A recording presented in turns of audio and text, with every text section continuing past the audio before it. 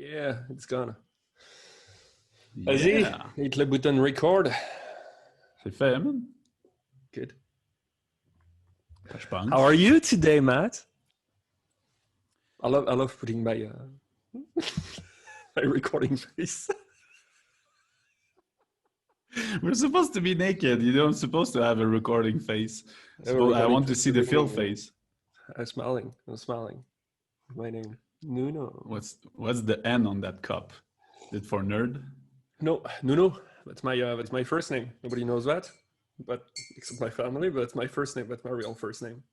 My real first name is Nuno Philip. It's not Philip. Nuno? Oh, it's the Portuguese name? Yeah, Nuno Philip. Yes. Man, I never knew that about you. I've known you for 10 years. Yeah, but it's because in Quebecois you can't say my first name in Quebecois because it's noon.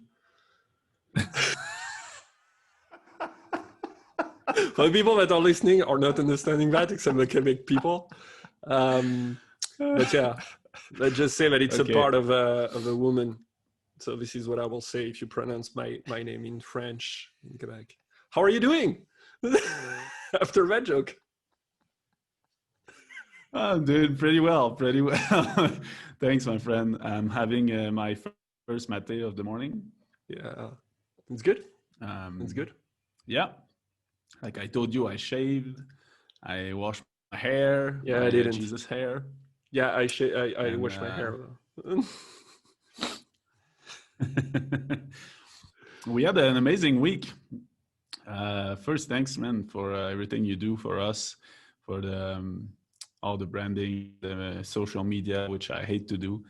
Thanks for the just sound. wanted to like the tell sound, you that. I got some comments on the sound, but the sound on the first one, which the one I did, were not that great, and now the sound is really great. So thanks for that. Yeah, well, the first one we didn't have those mics and we knew nothing about recording, so that's really funny. If you go back to listen to the first one, you can totally see the evolution. In just a few episodes, we managed to have really good. A big difference with what we had. So yes, I'm glad. I'm glad when I go into something, I can really get super laser focused, and I love to learn.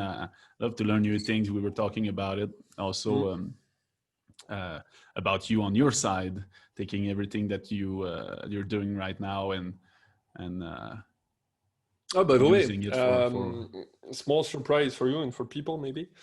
We have now 3 episodes uploaded on YouTube. So we have the first one, What is Naked? The second one, about finding and being your true self, and the episode 7 that we released last week. I'm hoping to upload the rest of the episode this week. Going backwards, obviously, if I try.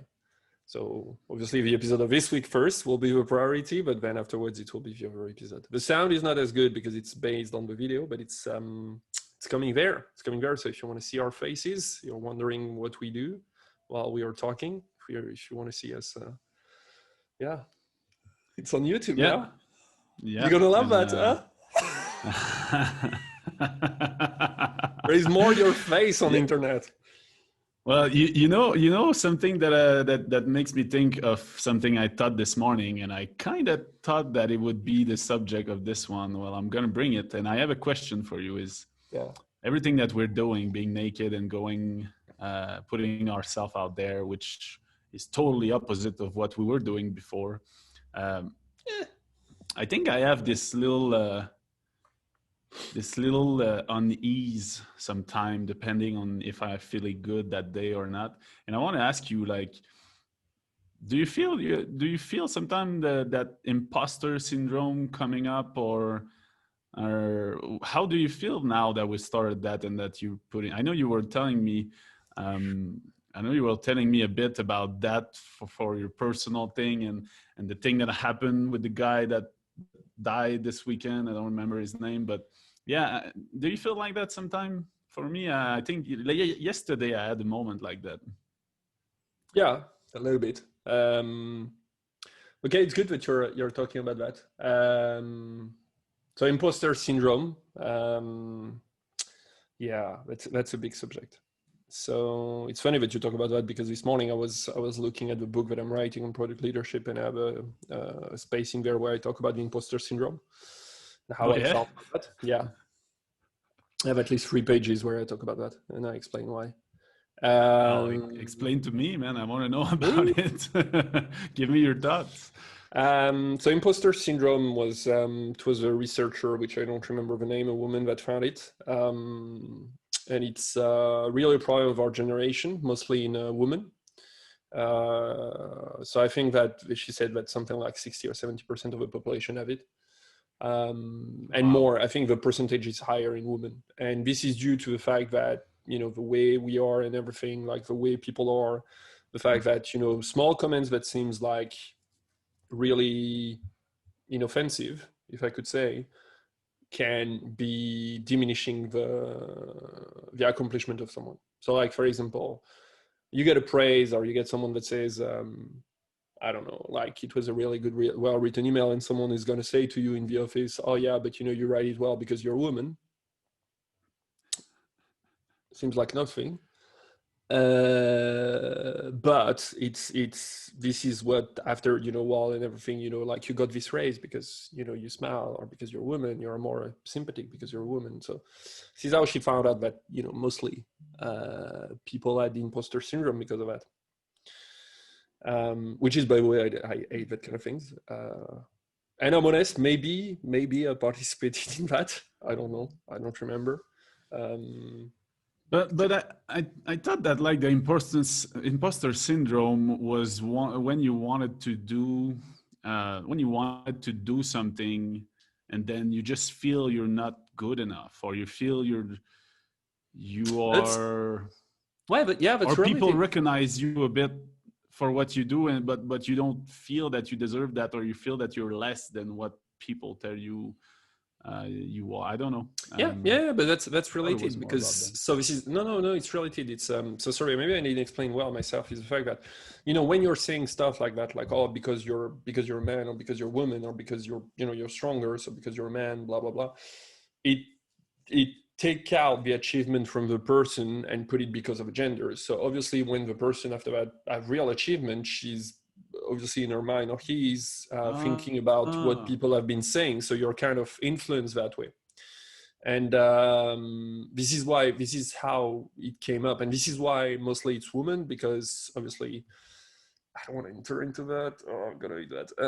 We are a patriarchal society. I don't want to enter in that, seriously. Repeat that. Repeat that. We're in a patriarchal society, mostly. Well, in the Western, yes, in the Western world, but I there's mean, some place in the world that's super where? matriarchal. What do you mean? Go for it. I want to see, because you're saying, like, in Probably the in some Western world, island like, somewhere. I want to see that. I mean, like, they're like, hater is gonna hate. No, but it's true. It's true. Like, I mean, and it's funny because it's. I wonder if we're gonna go through there, but it comes back to the way society have evolved. And the imposter syndrome, just to come back to it, because I really want to focus on that. Imposter syndrome, the way I felt it is the fact that, and it was something personal, right? I always felt like not a fake. What is the term? There is a term for that, like a fraud, like a fraud. Yeah, feeling like a fraud. Yeah. Feeling like a fraud, and because you shouldn't be there, because society, you know, you shouldn't be there. You haven't done, I don't know, right school. You haven't done the right companies. You haven't done, I don't know, that kind of things. And so you're wondering, you know, if you really deserve where you are, and you're questioning, you know, everything. And this is where it's funny, because generally imposter syndrome, it's a bit weird. It's sometimes it kicks in when you're doing new projects, or you're having a new job, and you feel inadequate. So you get the job because you have all this competency that you succeed in gathering, and because you worked for it. Then you get the job, and suddenly you think you're inadequate for the job. That's when you look at it, you're like, yeah, the brain is fucked. Yeah. It's that that's true. fucking doubt. It's that Yeah, fucking doubt that just creeps in. It's really funny. We've been doing this podcast for a couple, I mean, a month and a half now, maybe a bit even more. And throughout all these weeks, I was not even thinking about it. I think that I just started to think about it because now I see that really we are out there and really we get feedback um, people are and listening by the to way, us. yeah, and people.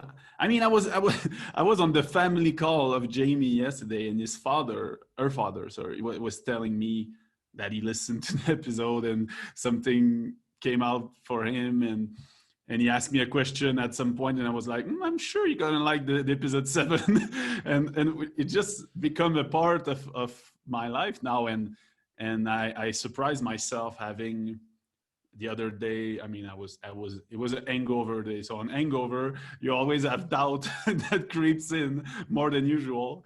But I was thinking, wow, I'm out there, I'm speaking to my friend, and we're there and we're exchanging on what we think, but in a way we are also sharing our truths, which who cares about our One truths? truth. Like in a way, But like you have imposter syndrome. You have imposter syndrome, right? oh yeah, yeah, I had it a lot in my life. I Can I think talk like since we're nicking, can I talk about the discussion we have yesterday night? sure we can talk about Because it's everything. funny, because this is why I'm saying that. Yesterday night, like you told me, like it's funny because you told me like, oh yeah, but you know, like we're putting ourselves out there, but I don't need to have like my face and saying it's my quote and having like 5 quote about me saying what I say. And I was like in my head, I was like, Matt doesn't make sense at all. This guy is talking every week during approximately 30 to 40 minutes, you know, like together 1 hour approximately. So we are discussing approximately 30 to 1 hour, discussing about our ideas, what we want to say, what we read, what we believe, which is our belief, you know, like nobody has to agree with our belief. And to be honest, I don't care. But the guy is like saying, yeah, but I don't want to be out there. And I'm like, That's not exactly what I said. does he listen to himself or not? No. Afterwards, like I discussed with you, and the problem was like the fact that on the Instagram there is your face and there is your name, and maybe that was not necessary. But what you told me afterwards, like during this discussion, was like, oh yeah, but Simon Sinek at the beginning that he was working, he was not putting himself out there and putting quotes about himself. Which obviously I took you at your game. I went through back in time to look for Yeah. and we found some, and it was horrible. But and this is why I'm saying that you have imposter syndrome, because you were comparing yourself as Simon Sinek, that is today, to what it was, not what it was at the beginning. Am I right? Yeah, you're totally right. And in fact, I was surprised that I could even get all the way to here without having the kick in of my imposter syndrome. It's like I had 6 weeks of just bubble, everything's fine, I'm confident, I'm happy, everything's going well. And now I had a hangover day and the doubt crept in. I'm not, it's not that I'm doubting what I am or what I'm doing, whatever, because in fact, on the other side, I never been that sure of being aligned and doing exactly what I should do and having fun doing it. It's just so what is it? Because have you thought about it? Like, have you reflected on that? Why suddenly you're, because you said like you're surprised that you have done like almost 7 weeks without like yeah, your imposter syndrome. So well, in fact, it's really funny. There's a lot of things I want to say about that, and one of them is to be human. I think it's just normal. I think it's exactly what I want people to see. I want people to see that they can think that we are like super confident doing our thing, whatever, but one day I'm not. And I can be on that day where I'm like, what the fuck am I doing? And should I really be saying, or who am I to say these things? Like all these questions always try to come into my mind. I have this analogy that I told Jamie about, and it's about being like a soldier or like a samurai in your mind with your sword, and some thoughts that you have are so can hurt you so much in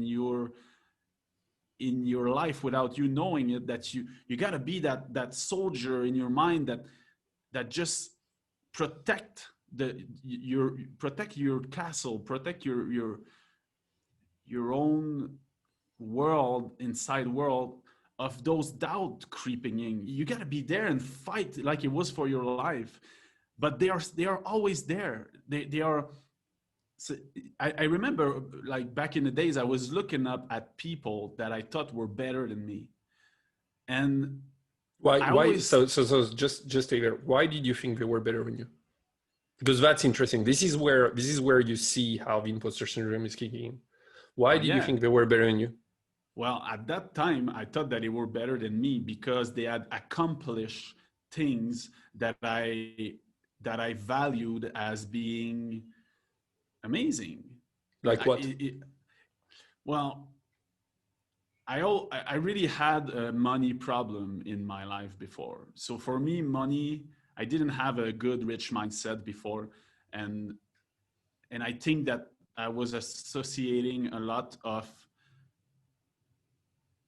well, I was looking up to people that not only, it was not just money, it was a combination. If you had done, if you were a creator, if you were an entrepreneur and you succeeded, and you had the money and you had an impact, then for me you were better. And yeah, I was looking up to them to try to understand, what can I do to be that? What am I missing? What's missing in me, in my way of doing things, to not be there? And did you find out? Yeah, I totally find out, and it's the essence of that podcast. The thing did I talk on one episode about my encounter with Louis Roy? Never. Like, no. I think no, Louis Roy. Well, I remember it like it's so Québécois. It's so from Quebec. Just like that. No, but I remember that. It's the guy that I asked to be my mentor. Just like, a second. I have a joke. Is he a janitor? Because like you always talk about janitors. If he's a janitor, he was a 500 million worth janitor at that time. Jokes apart, who is Louis Roy? Go for it. Well, I'm gonna do a parenthesis to talk about that story, because it's one that impacted my life so much. And in fact, my motto, which is be yourself and have fun, the be yourself part is born from that story. It's really from there that it comes from. So I'll try to keep it short, but it's really a powerful story for me. So you have 2 minutes. So my friend, yeah, you have 2 minutes. So basically, my friend Jean-Michel called me one day and said, "Hey, I'm in this group, and we are invited to that conference, and it's free, and I can bring 2 friends with me." So I'm like, "Yeah, sure, I'm gonna come." So I'm going there with him, and it's a conference for like really, like everyone there wears a suit. Like everyone is suited up. We're the only guy with the t-shirt, and I really wonder what I'm doing there. And it's just all the rich people in Quebec, and that guy is coming. So that organization, they do a conference every 3 months, and they bring one entrepreneur that's really, really successful, and he presents his project, whatever. So we're there, and the guy come on the stage, and right the moment he came on the stage, it clicked for me. I just saw him and I said, oh my God, this guy is not a fake. And I know it's cliche, but the guy is probably 50, 55 years old at that time. And he go on the stage in a crowd of suited up people, like 100-person, everyone is suited up except me and my friend. And the guy come on stage with jeans and t-shirt, like a Steve Jobs. And he start talking about his story. And all along as he's talking for an hour and a half, I'm taking notes like crazy. I look at him and in my mind, I'm thinking, this guy is such a fucking genius. And I look around and I can feel that people are not getting that. I feel that I am the only one who's really getting the power of that man. He's changing the world. It's already changing the world with his company. And he talks about this new project that he raised $1 billion in a month, like snapping his finger, because he invented something so amazing. So whatever. You're getting lost. You're getting lost. I know. But I like to give details. They're good stories. Jamie always tells me she loves my stories, so maybe it's a good story. So basically, fast forward at the end of that presentation, I tell myself, you are not leaving this place without him accepting to mentor you. And at the moment that I told myself that, my body literally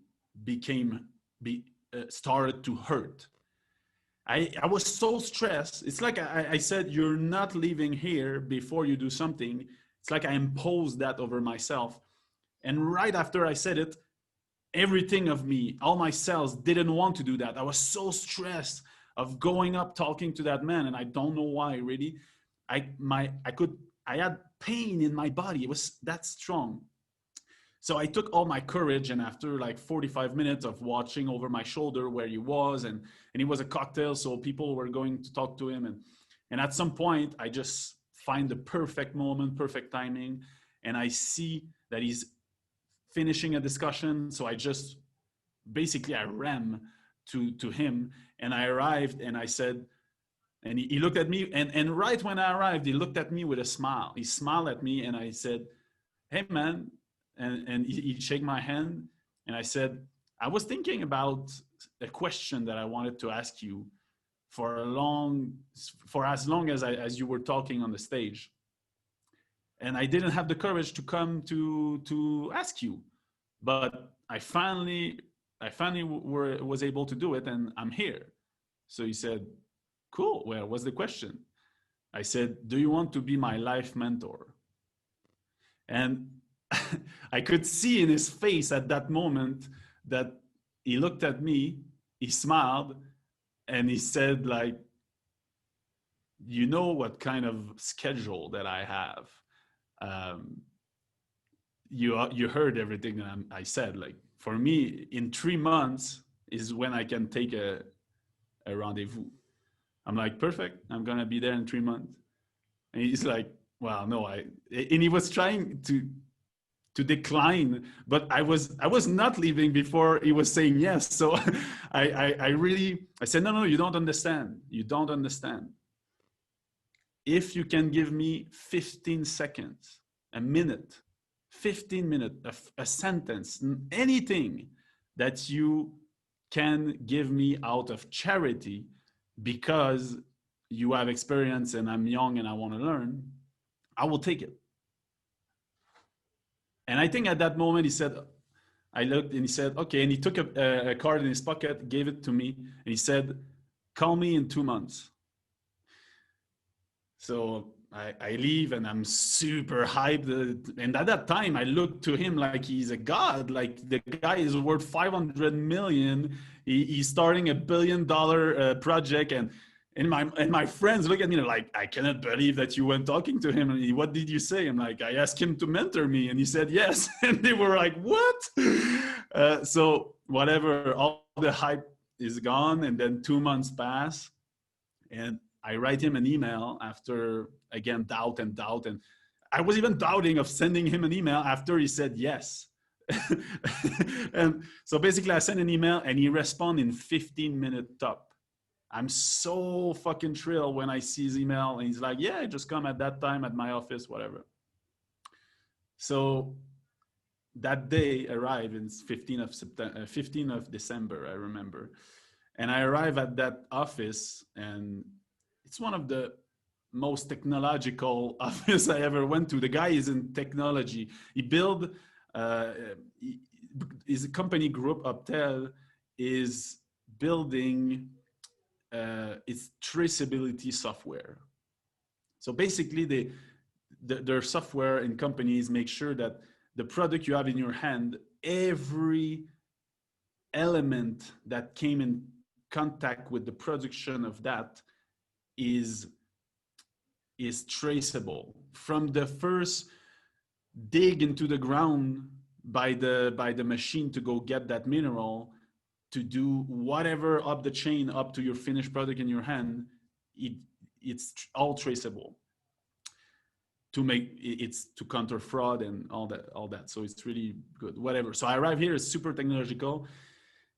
And I go to that meeting with the guy and I arrive here and I arrive in the room and I'm sparing a lot of details. The room was just the craziest room I've seen at that time. It was all white. You could write everywhere on the wall, on the ceiling, on the floor. You enter there, he gives you a marker and he's like, you can write everywhere, man. It's like a creativity room. I felt a bit like I was at Google, like, or something like that. Not like that. No, it's not like that. So all that story to say, I arrive and he tells me, so what's your problem? I said, what do you mean? He said, well, what do you need? He said, how's your company going? I had $1 at that time and it was not working well. So we start talking and it's really weird. I have this weird feeling inside me. It's like, for me, I'm waiting for him to give me the key to my success. Like the thing that I don't know that he knows, that I'm gonna finally find and finally unlock all my power. And the more I talk with him, the less I understand what's going on, because I just feel he's normal. The more I talk with him, I feel he's more and more normal. And it makes no sense in my mind at that moment. I'm like, no, you're supposed to be some God. Like, tell me something. Tell me something useful. Tell me something useful. Give me money. You're definitely different. Give me. No, I never ask these kind of people money. I have a saying that if you ask for money, you're going to get advice. And if you ask for advice, you're going to get money. I heard that somewhere. I heard that somewhere and when I was like trying to get venture capital, and it really works. But whatever, I'm coming back to that. So I feel super, super weird. And I think he also feel weird. It's a really weird meeting. And all that time, I became to be, at some point, I'm pissed. I'm pissed. And he says something and I'm like, no. Look, it's not the same for you. You don't make your own schedule. You don't, like, everything is prepared for you. Like, you're just focusing on he said, no, I do my own schedule every day. I'm like, what do you mean? He's like, yeah, I'm doing my own schedule myself. You don't have a secretary that do that for you? He's like, no.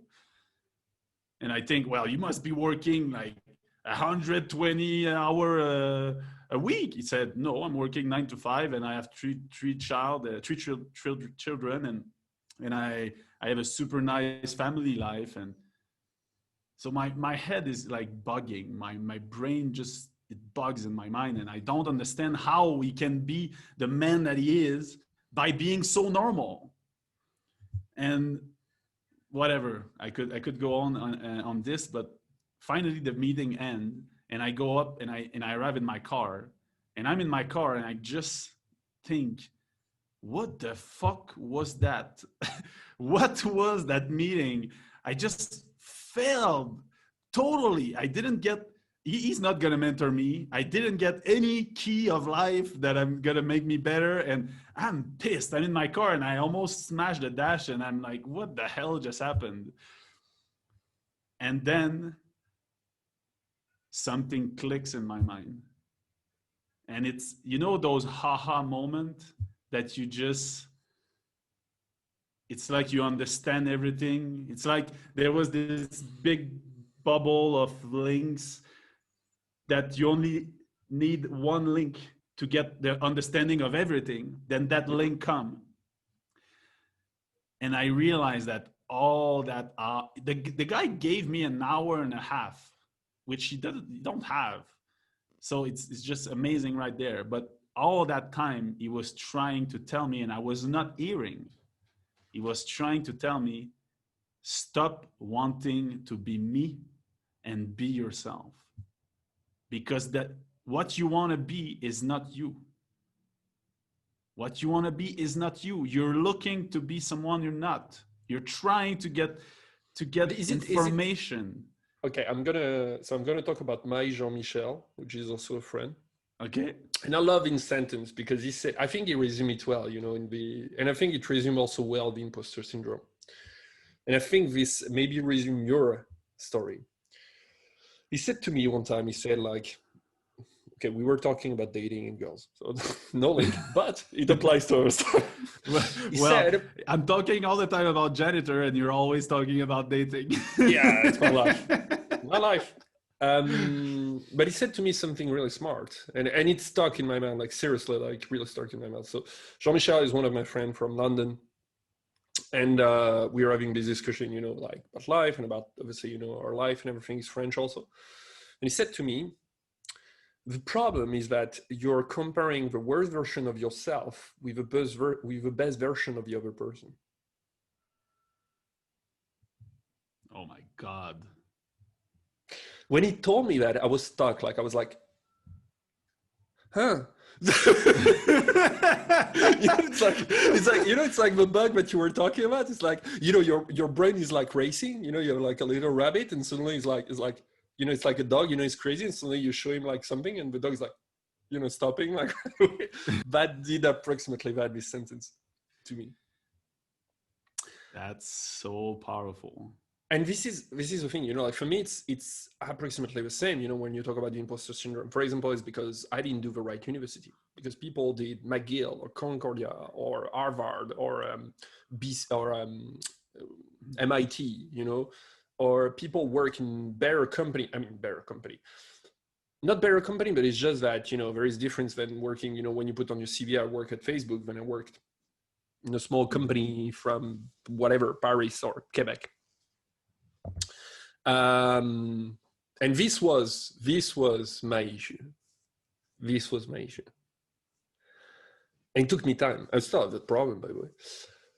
But I wonder if this is where, you know, it's coming from when you were talking about him. Were you comparing yourself like the way you were, like you were comparing a bad version of you to a best version of himself? Well, first, that sentence is really, really, really amazing. That's the quote I want you to put this week for you. And Jean-Michel, it's not me. Why Jean-Michel? But seriously, that's really amazing. I never heard something like that, and it's so true. It's so well put in words. That's exactly what it is. And also, if I answer your question, I think that you don't see the best version of yourself when you are in that state. You don't know that you're comparing your worst version of you, and because you don't really know what's the best version of you. If you're always looking to change, if you're always saying there's something wrong with me, or I'm missing something or something, well, you don't see what good you are. You're not focusing on that. You're not saying, oh, I'm amazing, my best version is that, but I think I could improve. That's not what you think when you're like that. When you're because this is where I love English, you know. Sometimes, you know, I feel that English, when you look at the structure of sentences compared to French can be really complicated, where English, you know, it's like when you say like you look up to something. You know, it says everything, you know, looking up or taking down, you know, you look up to something because you feel that you're down to something, which is weird. You know, as you said, you don't see the best version of yourself. You see a version of yourself with its flaws, and you want to be like something, but you don't see the thing as its, you know, as its whole. I mean, it's funny because we had this discussion not so long ago with one of my friends that is an entrepreneur, and he was coming to Barcelona, and I saw him. And he, you know, he did Y Combinator and all that, and he went there, full of entrepreneurs and all that. And it's funny because he was like saying to me, it's funny when you're not an entrepreneur and people look at yourself because they think that you have this life that is so trendy, it's so cool, you have parties and all that, you're on the press and all that, you know, news talks about you, TechCrunch and all that, you know, like, yeah, I'm on an hype, you know, startup, it's so cool, you're gonna make money. But then you have the other side of a coin that only entrepreneurs have went through, which is like being depressed, feeling lonely, feeling sad, doubting themselves all the time, waking up at 3 a.m. with no reason, or waking up at 4 a.m. with no reason. It's just like, why it doesn't work, you know, coming back because you're pissed, because the strategy doesn't work, or something didn't. And it's all of that, you know, when you say about doubts. And it's funny because you don't see that.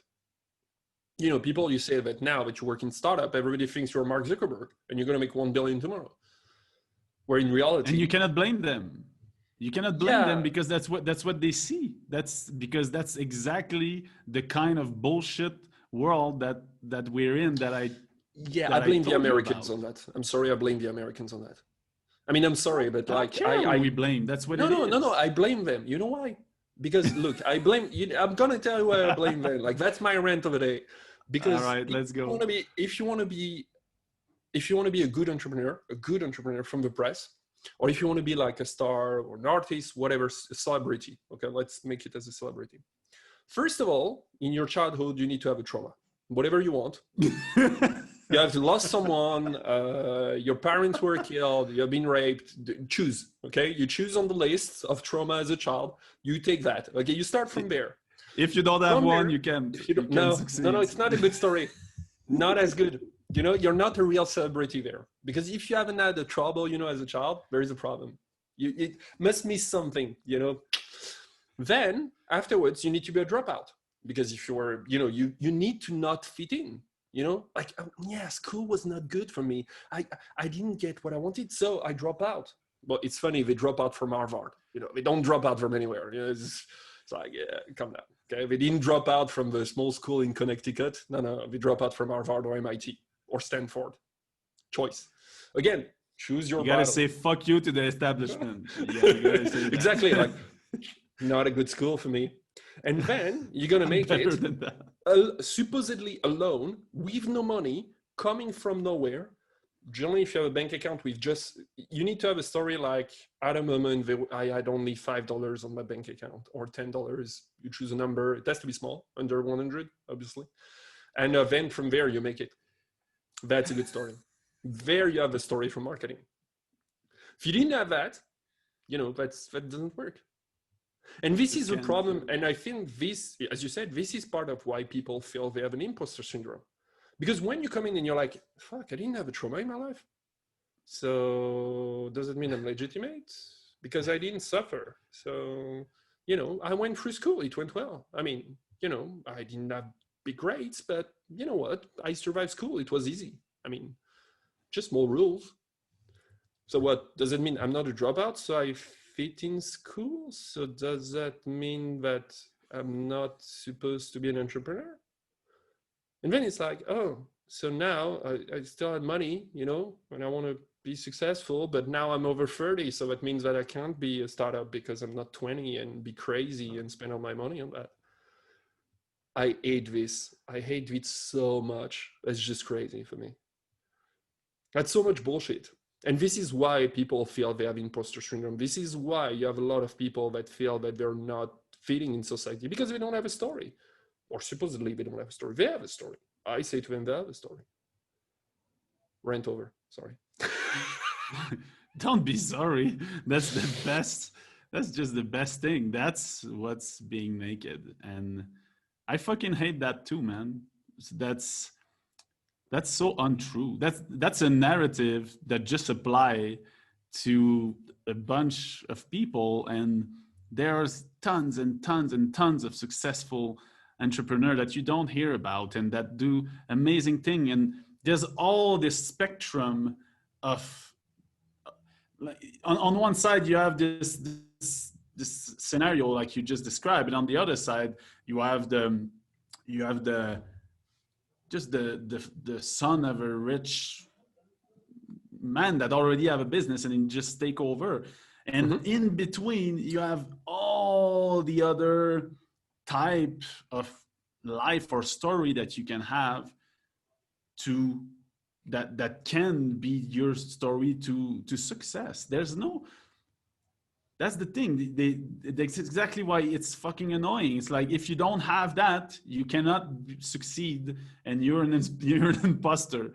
You cannot just be fine and do everything right and have a success. And it's right. I'm not saying that I believe that success is a straight line. Success is a crazy line. But yeah, you're so right in what you say. And success, and also, like, I want to also get this thing, like, success is not necessarily making a 1 billion company. Okay, you can have a company of 10. I was saying, you can have a company of 10 people making maybe you pay the 10 people, and maybe you make yourself a salary, and maybe you make a little bit more in profit and everything, and you can give that to someone else. I don't know, I don't care. It's good. You don't have to scale. You don't have to be worldwide. You don't have to be. And also, what does that mean, be worldwide? Like, it's like, I just hate all those things, because I felt bad because of that. This is why I'm writing about it, because I felt bad because of that. Because, okay, my parents were two immigrants, so I got approximately there. I got a good story. Oh, good backstory. Good backstory, But the thing is that, I went through school, and for me, school was easy. I'm not gonna lie, school was easy. And it's because I had good memory. And I think it's because also I was bilingual from the beginning. So learning stuff was easy for my brain. I love math. I love those kind of things. So everything was easy to remember. And so when I was having exam, I remember them. I didn't work that much. I'm honest also. But school is easy. There is nothing crazy about school. Like, nobody asks you, like, you arrive in 6th grade and be like, oh yeah, build me a rocket. No, they didn't ask you that. They tell you, like, yeah, this is a math problem, solve it. You do 5 times the math problem and you get it. That's approximately that. People think like, ooh. And this is what pissed me off, because you're like, oh yeah, if you want to be an entrepreneur, you have to be a dropout, because school is not for you. So funny thing about the dropout, we're going to talk about them. Bill Gates or Mark Zuckerberg. Let's talk about them. Mark Zuckerberg. No, we should not. Why are we talking about the two shittiest fucker in the world? because I'm going to tell the true story. Mark Zuckerberg is the dropout of Harvard, except that since he was a child, his father gave him a tutor in coding. So this guy had more school than you will ever have in your life if your parents have no money. So what are we talking about the dropout? There you go. That's the fucking bullshit. And this is why people need to get the truth. Obviously, there is also something else that we're going to talk about, and this is the problem with imposter syndrome also. Society likes to make us believe we are all equal. We are not.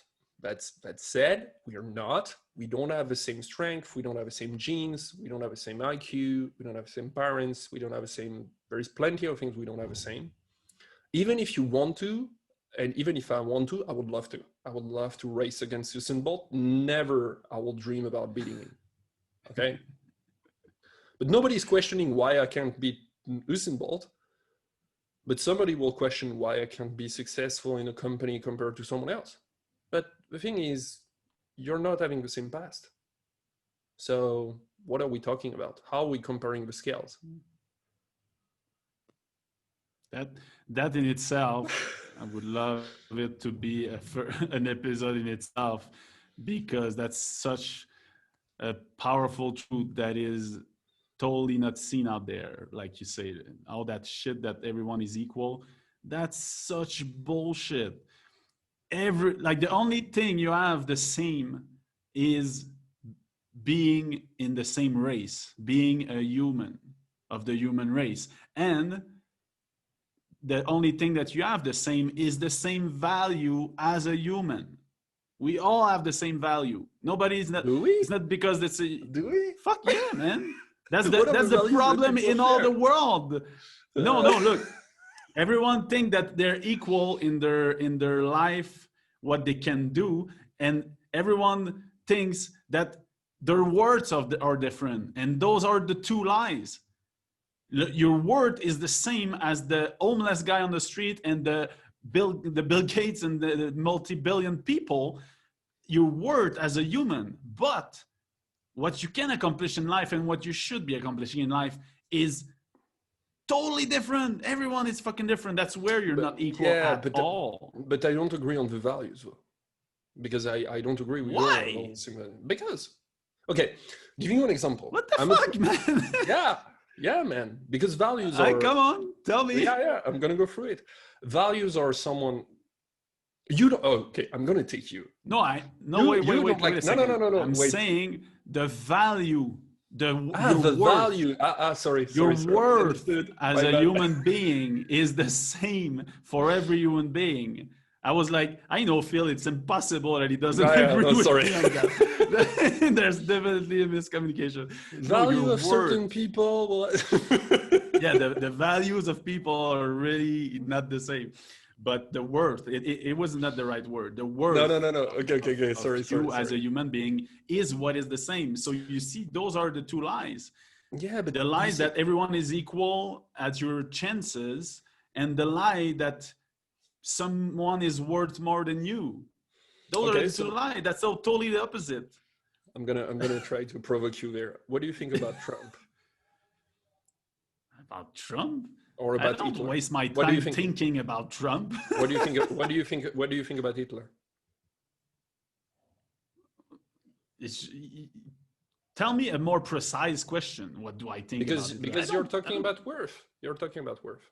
Oh, word. Oh, yeah. Okay. That's what you mean. Value. I will answer. Or do they have the same worth as a human being as every other human being? The answer is yes. Okay. This is what I wanted to know, because when you look on medias or when you look on history, sometimes those people are portrayed as evil or as, over stuff. Where when you look at them as humans, they are the way they are. Yeah, and they are. I think this is also super, super important. Is when you do the shift in your mind of stopping to think in I don't know if that's the right word, but in static term, and you start to think in relative terms, you understand that they are evil relatively to your value of what is good or bad. If your value, let's say we would living in a world where killing people is good, these guys would have been amazing. They are the best at what they do. They're bad. They're evil. It was good 200 years ago. So, if you need uranium or primary resources in the middle of Africa, it's totally all right to kill people. Just saying. Yeah, but I know what you're saying, but I'm talking about. I'm talking about what your heart is telling you. In fact, I would be really, really, really interested of having a discussion with a mass murderer or a mass killer to really see if in the bottom of their heart because I have this theory that you will be disappointed. No, maybe, I'm pretty sure you will be disappointed. But I have this theory that in every, that the basis, I don't know how to explain that. It's, if you think about values, do you think that that it's totally subjective what is good or wrong? Or is there inherent good or bad in some things? And what is the basis? Yes. If I will say the second one, but objective or not. But I will say I believe that someone is doing things based on belief, and there is a part of good and bad in everything that they do. whether you like it or not. The fact that people have been portrayed in history as devil or things like that, first of all, history has been made by winners, not by losers, it will be known. And the fact that they are portrayed like that is because there is a reason. If tomorrow you will have said that, you know, okay, I'm going to take again the example of Hitler, but if you will have said like, or, you know, that this guy is not a normal guy, you know, he has been portrayed as someone that was crazy for his life. He has like 12 people testing his food before taking it because he was so afraid of being killed. He had like weapons supposedly everywhere, you know, hidden in his house because he was so afraid of being killed. So he has been portrayed as this crazy man. And I think there is a reason for that. It's simple. It's because if you're portraying like him as a simple, normal, whatever normal means, normal human, you'll be saying like, oh, so it could be anybody. Or if you portray him more as a devil, like everything like, it's like, oh no, he's someone like, you know, really crazy. He's not like the rest of society. So who you portray him in a corner. Yeah, that's totally true. I mean, that's what I think. But I would love like you to be able to sit down, have dinner with one of those people and really think what, you know, just see, have a normal discussion, have a chat. Okay, so to all our to all our listener, if you can help us contact a mass murderer and that we can bring him on the show, please do. But let's come back to the imposter syndrome, because we went a bit on that, but I think we went really where it is, which is about how we portray society and why people are feeling bad in the society that there is currently in. There is something that I'm going to bring. This is about you. You told me like 2 times that I'm a perfectionist, and this morning, about this show, and this morning I was running and I was like, since when being a perfectionist became a problem? It's in relative terms. Exactly. But this is what is crazy today. I mean, since when nerd is an insult? When you think about it. Mm-hmm. Since when being like, we talked about that with my flatmate, being too emotional, people say too emotional or being emotional is a problem. Is to fit in the mold of society. Is it? No, I mean, there's a mold, and it should be like that. And if you're outside of that, that's too emotional. That's too perfectionist. That's a problem relatively to the mold, to the frame of what you should be in society. But who is building that frame? Everyone. Everyone is participating in it. If you're not part of the solution, you're part of the problem. Yeah, this is what I said, you know, when we were talking earlier about the syndrome with women in the office. Yeah. I'm pretty sure I participate in that, you know, but obviously, you know, I can only maybe think about my behavior and change it. But I'm not going to be like handling that movement and saying like, now I understand, and because I don't understand it. You know what I mean? Yeah. Mm-hmm. The thing is, I don't get where we started to begin to say like, you know, like I get the fit and getting to fit into society, or people want to give a mold and this is what you should look like. But I just don't get where it started. Man, because it started millenniums ago, like 1,000 years ago. We just don't have the right story. We think that we know history, but we don't have the real story. Man, they were the purpose of conquering territories was to take over the culture of a nation. And what they were doing before, they were burning all the fucking stories of everyone. So how can you think that you have the right story about the past when for thousands of years, people were conquering other places and burning everything that they had to say we're the best? So basically, the story you have is the story of the conqueror how they wanted it to be written. That's not the true story. Oh, but that's the only story we have. That's the story of the survivors. That's for sure. Yeah. I mean, we just got Thanksgiving. Thanksgiving is not the way we celebrate Thanksgiving is not a good story when you look at it. Man, I think I'm not sure about this one, but I think that the fact that the Santa Claus is red is because of Coca-Cola. So all the thing that, and there's one that's like, why do we celebrate St. Patrick in anywhere else than in Ireland? Is it Ireland? No, we celebrated there. But I mean, why? I've read this thing that it's because of Budweiser that we celebrate St. Patrick's, which it's an Irish celebration in America. But whatever, just saying, it's controlled. Like, the story is controlled, and we're definitely going over the discussion topic. Not really, because this is why people don't feel in their place in society. Like, I was having this discussion not so long ago. Oh yeah, you're right. You know, like, for example, all the movement around women, you know, taking control of their life, you know, getting out of this patriarchal society and everything. It's a good thing. I'm not saying it's not a good thing. Don't get me wrong. It's a really good thing. But our brain, you know, you said that it's coming from a long time ago that we have been like that. And I know you love that subject, and it could be a subject on its own. Our brain have been evolving really slowly when you look at it, really, really slowly. But since 20 years, 30 years approximately, you know, we want people to be more independent. We want people to find themselves. We want people to, and even in the last 10 years, 10 years is nothing compared to the brain we have.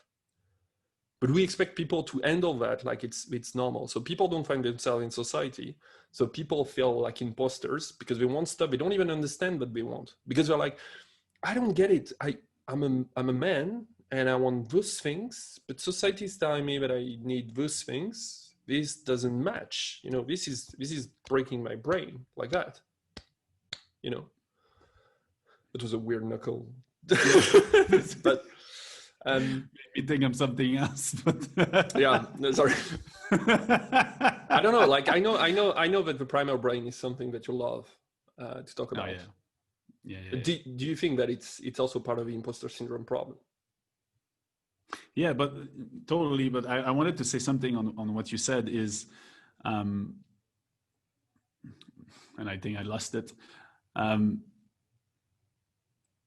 No, totally lost it. But yeah. Normally it just happens when I smoke weed. It's really weird. Normally it doesn't happen when I'm right on a call. Maybe it's the mate. Oh man, that was so good. Whatever. I wanted to ask you also in earlier. I wanted to ask you like an example. When in your life, if I say to you right now, when is the moment that you felt the most imposter? Super like easy. what? Oh, super easy, I can tell you. It's at the beginning of my career at Fujitsu. I was so it was merging two departments, which was approximately 80 and 60 people. I was part of a team of 3 people that were architecting change management, process organization, and also, you know, all the tools to support those new processes. So it was IT department. So how the companies are going to work once they merge, you know, because they have different ways of working. And they put me in charge of one of the process, which is one of the most complicated one, which is change management and release in production of new stuff that is happening, you know, because it's IT. I arrive in this meeting, 25, 24, 25, something like that.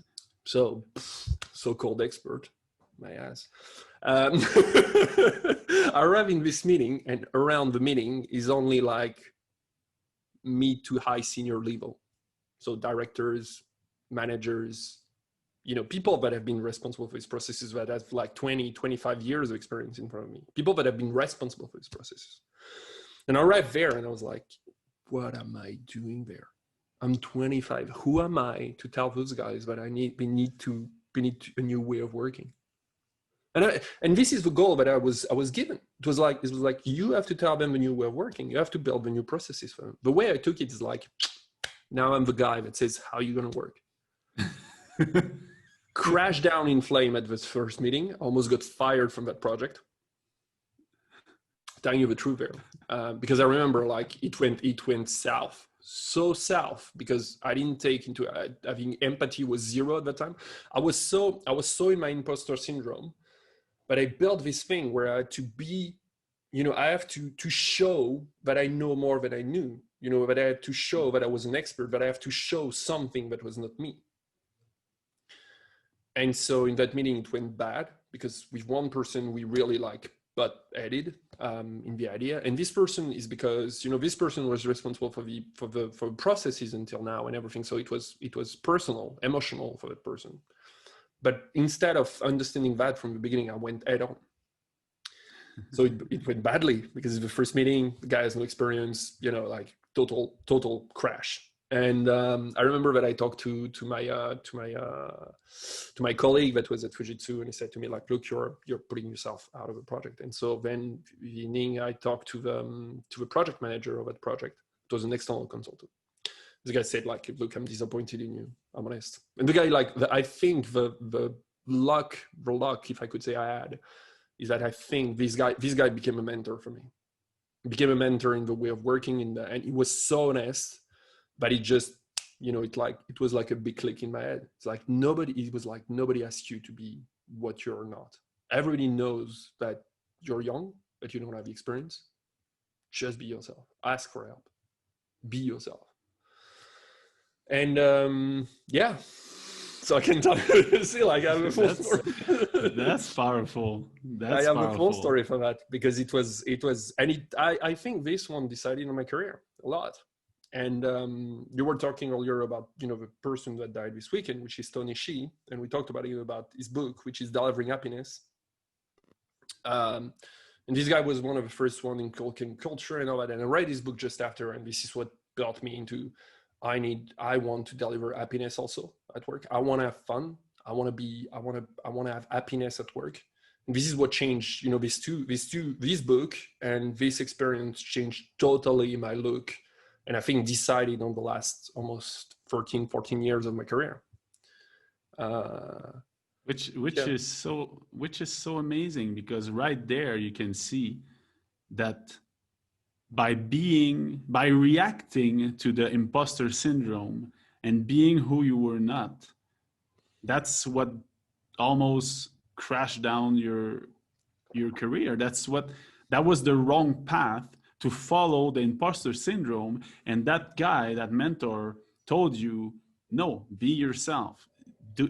Everyone know that you're young, inexperienced and whatever, and that's what we want you to own who you are already at that moment. And then you did that, and that's what gave you your career that you had. That's so freaking amazing. I still conclusion felt, to be honest, I still felt it's not that easy to get rid of the imposter syndrome. I'm honest. I still feel it sometimes. I don't know if you still feel it. I think you still feel it. We just talked about it. Sorry. Yeah. That was exactly my point. My point is, you got to understand that even the people that you look up to, they also have their doubts. They just have a better way of dealing with them than you may be. And it's just the difference. Maybe they're better at hiding it. That's also, it. Oh yeah. That's a total two plausible option, is that they're really good at hiding it, or they're really focused on fake it until you make it, which is the total opposite of my philosophy. It's more I love this one. Be it and be it. So No. It's really. I think that the thing is that it's really fake it until you make it. It's really that. How many times I was told, "Oh, you look so great in that presentation." It really, and inside me during that presentation, I was melting down. It was seriously. Yeah. But wait a second. That's really different. That's really different. When you say that's really what it is, fake it until you make it. It's in the eyes of the looker, of the person that is looking. It's not you who should fake who you're not to until you finally are what you are. No. Oh no. But if you're yourself, and even if it means, for me, it means even if you're scared, do it, and do it by owning that you're scared, and do it by owning everything that you don't have, everything that you have, and just all of you in that moment. But you may excel, and in the eye of someone, they will think that you're way better than what you are in your experience, let's say, and then in their eyes, it seems like you fake it until you make it, but that's not that. The truth is, be yourself and own every part of the way. And your story is amazing. I tell you, like, for me, it's the best conclusion. It's, you will have the imposter syndrome.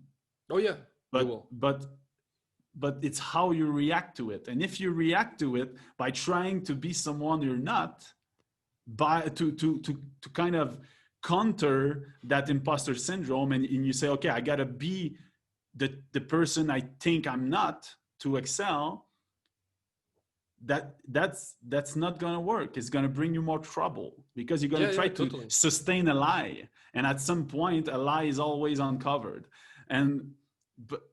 But when the guy told you that, and you switch to, okay, I'm inexperienced, I'm young, I'm trying to do my best, I will fail, I will succeed at other things, and I own all of that, then you start being yourself, and you're putting yourself out there like you really are, and that's your best chances.